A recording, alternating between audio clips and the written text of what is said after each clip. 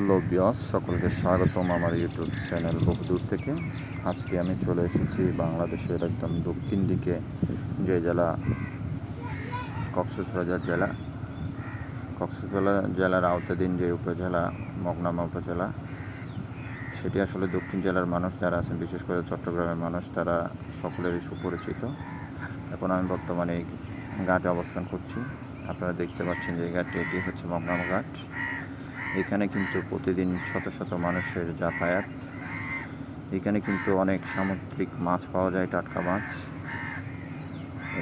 আরেকটি বড় কথা হচ্ছে, এখন আমি যে ঘাটে অবস্থান করছি, এখানে এর আগেও বলেছি, এখানে কিন্তু শত শত মানুষের প্রতিদিন যাতায়াত।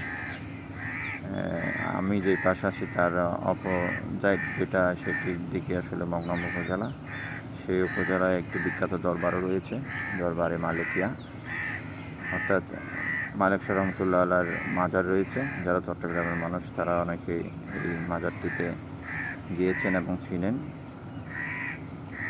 সো আপনারা যারা আমার এই ভিডিওটি প্রথম দেখছেন, তাদের প্রতি অনুরোধ থাকবে, আপনাদের যদি ভালো লাগে আমার চ্যানেলটিকে সাবস্ক্রাইব করবেন এবং কমেন্ট করে জানাবেন কেমন লেগেছে। ধন্যবাদ সকলকে।